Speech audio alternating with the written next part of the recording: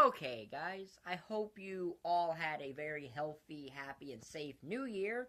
I am back for my first video of 2019. I had planned a retro review for this, the one I was going to do at the end of the year, but, with Christmas season and things, I got a little bit busy. But I figured that my first video of 2019 would be reviewing the first NXT UK Takeover, the one from Blackpool. 2 weeks before another takeover, which may end up being better than this, who knows? But I will say this after watching this show, if we're going to get 2 takeovers every month, or every time there's a takeover, excuse me, NXT gets a little bit better now with the UK brand, because this was a really solid show, and once I start talking about the match, you'll see what I mean. So, it took place on January the 12th, 2019, today. In fact, this is the first time I've actually done a review the day of a show. Generally, I wait a couple days. From the Empress Ballroom in Blackpool, England. The opening contest was the tournament finals to determine the NXT UK Tag Team Champions, the first ever, as it was Moustache Mountain versus Zach Gibson and James Drake, the old Grizzly Veterans, as they were apparently called. A really solid tag team match here. This was a great tag match with some very innovative stuff going on. And all that. I will say that I think it kind of went on a tad bit long, but not too much. But it might have gone on a little too long than it needed to. Now, it didn't get as bad with finisher spamming as some of the later matches did, but there was that. But yeah, this was a really solid match. There's a spot in there where both members of Moustache Mountain are in both Zach Gibson and James Drake put on Gibson's finishing move, the Shant-Legate, is how I believe it's pronounced. I could be wrong on that, but I believe it's pronounced the Shant-Legate. And turns out it looks like he's going to tap out, but he's also reaching toward Tyler Bate. Now, that reminded me of a spot in the match from TakeOver Toronto between the Revival and DIY, where Wilder and Dawson are in that same kind of situation. But Tyler Bate picks up Drake, and he throws him onto Gibson to break the submission. That was an interesting spot. There's this spot early in the match where Tyler Bate does his airplane spin to James Drake, and then he puts Drake onto Gibson. He picks Gibson up, and he airplane spins both of them. That was a unique spot. Trent Seven got inadvertently busted open from the back of the head from an inherent forearm. Then there's a spot near the end where Tyler Bate is on Zach Gibson's shoulders, and James Drake just comes running at him, and he does pretty much a doomsday device, and Tyler Bate does a rotation and lands on the floor. That was a really cool spot, and then that allowed Gibson and Drake to hit their tag team finishing move, Road to Mischief, on Trent Seven, and win the match and become the first ever NXT UK Tag Team Champions. Now, I personally thought that I was going to go to Moustache Mountain. They're the most over team in either brand of NXT. And they've been the normal NXT Tag Team Champions, or the American branch of NXT.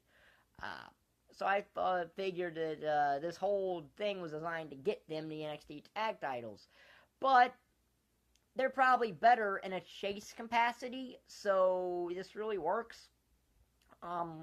But yeah, this was a really solid match, 4 stars. So then we're supposed to have a match between Travis Banks and Jordan Devlin. A match that doesn't happen because earlier in the day, when Travis Banks is arriving to the arena, Jordan Devlin attacks him and attacks his knee and all that. And before the bell rings, Travis Banks goes outside and to fight Jordan Devlin, but Jordan Devlin throws him into the steps and then just wails on his knee while it's on the steps, causing Travis Banks to be removed from the match. And then Johnny Saint and his assistant Sid Charlotte or whatever his name is. I know his first name is Sid something or other. They said they had a backup plan in case Jordan Devlin did this, and that backup plan was Jordan Devlin's teacher, Finn Balor. Now, this was very interesting because this main roster star here down in NXT on a takeover.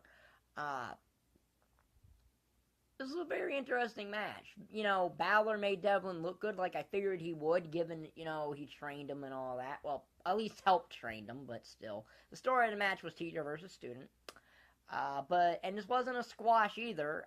Devlin got some really good offense in, but eventually Balor hit him with the coup de grace and won the match. Which is good because Finn Balor can't buy a win half the time on Raw. He can't buy a win most of the time.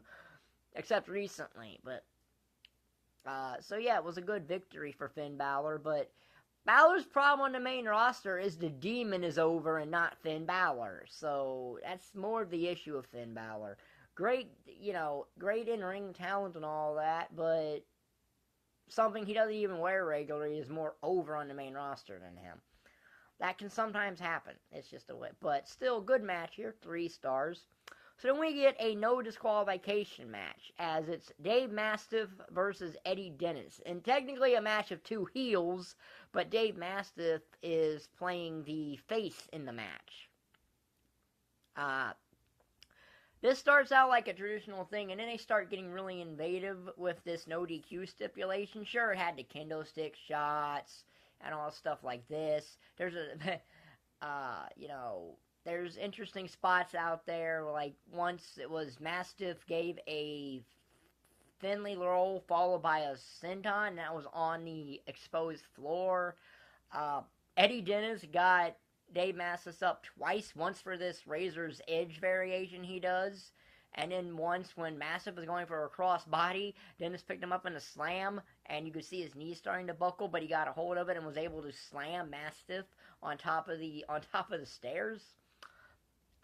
But eventually, Eddie Dennis sets a table up in the corner. Now, wrestling logic dictates whoever sets up a prop will ultimately go through said prop. That is generally how wrestling logic goes. So what happens is, eventually what happened, Eddie Dennis is leaning against that, and Dave Mastiff just does this huge running cannonball maneuver into Eddie Dennis, and that gets the win for Dave Mastiff. Good hardcore-esque no disqualification match, a 3-star match. So then we get the NXT UK Women's Championship match. Rhea Ripley versus Toni Storm in an outcome that, let's face it, most people saw coming, as Toni Storm defeats Rhea Ripley to become the NXT UK Women's Champion, because as good as Rhea Ripley is, and she's really good at this heel character she has, she was always going to be a placeholder for Toni Storm, who's clearly going to be the face of this woman's division. I don't know in terms of heels who she's going to feud with next, but, you know, I guess they could do some inner switching like they've been doing periodically, where American NXT, US NXT, and UK NXT do some stuff like that. I guess they could do stuff like that with this, but this was a really good match here, even though I think that it was a finisher, spanning finishers too much, but not as much as in the main event. This was only about 4 finishers actually got hit. Well, 3 I know got hit. Rhea Ripley hit Riptide, which Toni Storm kicked out of, and Rhea Ripley kicked out of a Storm Zero, or a Strong Zero as it was called on the independent scene, and I'm pretty sure it wasn't a Tiger Driver, because she used it in the Mae Young Classic last year, and I'm pretty sure it wasn't a Tiger Driver then, in 2017's Mae Young Classic. I'm pretty sure it wasn't a tire driver then either. I could be wrong, though. But I know it was called Strong Zero then. But the second Storm Zero wins the match for Toni Storm. Now, I imagine Rhea Ripley will probably be in the Women's Royal Rumble, because when it comes to the Women's Royal Rumble, to make up the spots there, just use NXT and NXT UK women. There's enough women on the roster to do that. There's no reason to have to rely on what you relied on last year with that, which was all those legends, which outside of Trish and Lita, no one would care about half of them anyway. So, just use the Royal Rumble for the women to allow NXT and NXT UK to have some shining time on the main roster so people can get to see them. Outside of Evolution, of course, which really that was only Toni Storm and Io Shirai. So this would be an opportunity for that. That's what I think is most likely to happen in the Women's Rumble, is most of, after all the main roster women who aren't Ronda Rousey, Sasha Banks, Asuka, and Becky Lynch are announced for it, the rest of them will just be from NXT or NXT UK. And possibly maybe one or two returning legends. But other than that, it's something like that. But yeah, this was a really good match. It was a 4-star match. Predictable finish, but sometimes predictable isn't bad. I mean, predictability is iffy sometimes. There's sometimes that being predictable and really good, and there's sometimes that being predictable and really bad. It's all a dependent thing. But, yeah. The minute Toni Storm officially signed with NXT UK, you knew she was going to get this championship. So, technically, Rhea Ripley held this title for 4 months. But on TV, she only had a 2-month reign because of when she officially won the title canonically. So, probably deserved a little bit of a longer reign, but it is what it is. Transitional champions are an odd thing. I hate saying that the first champion was a transitional champion, but that's technically what Rhea Ripley would have been. So then we get the main event, the WWE United Kingdom Championship match. Pete Dunne in his 603rd day with the United Kingdom Championship against Joe Coffey. Pete Dunne is the longest reigning champion in the modern era.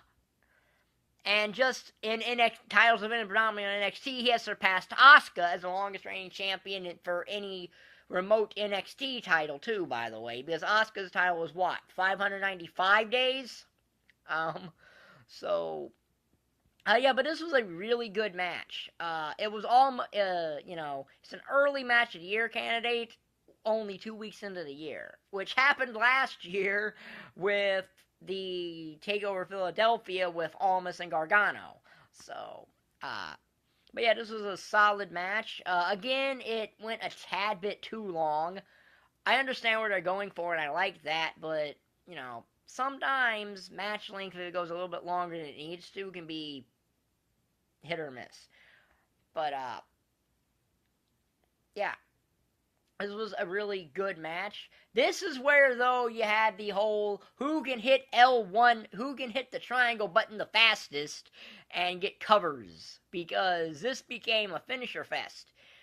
Pete Dunne hit 3 bitter ends.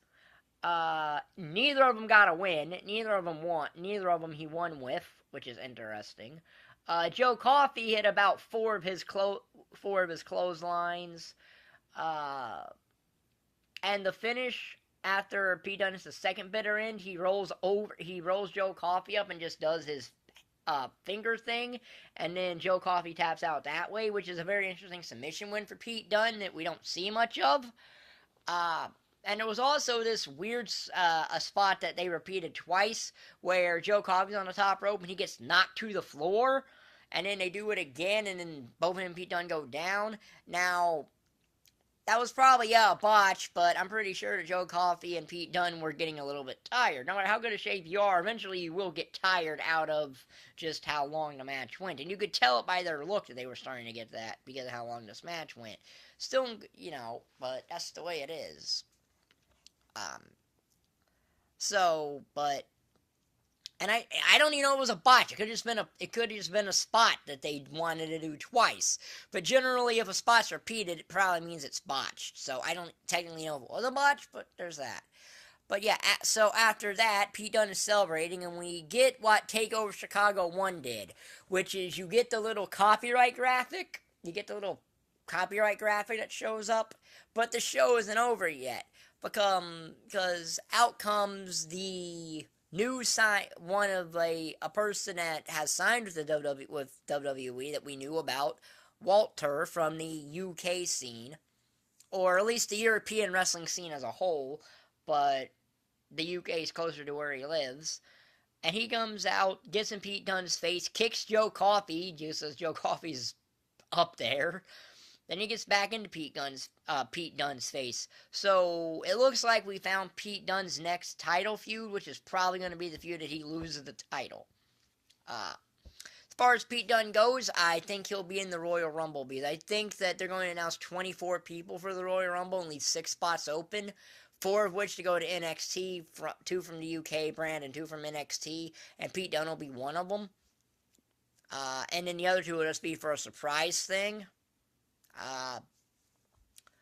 Because, last year we had 2 NXT wrestlers and 2 surprises, but one of those surprises was probably Samoa Joe's spot, since Samoa Joe couldn't be in last year's Royal Rumble. So yeah, this was a 4.5 star match. So this show is an 18.5 out of 25. That's an A- range for the first NXT Takeover Blackpool. So a really good start to these UK takeovers, and I imagine the next one will be 2 weeks before the takeover before WrestleMania. I imagine. So yeah, this was a solid show, and there wasn't a bad match on it. So yeah. Yep. When Power Rangers when Power Rangers Beast Morphers shows up, which is at the end of this month, I believe. I believe it debuts on the 27th, or I believe it debuts the 26th. I could be wrong on that. But whenever it debuts, after the first 2 episodes air, I'll have my review of that. I stopped reviewing Super Ninja Steel just because, well, it got really, really dull for me to review. So I took time off from that. After I'm done with Kingdom Hearts 3, you'll get a review of that. That could take a while, though, and I will review it. So, yeah. So, and of course, I'll have my Royal Rumble review up probably in about a week after that airs. So if you like this video, like button down there, subscribe button down there, and thank you for watching. Bye.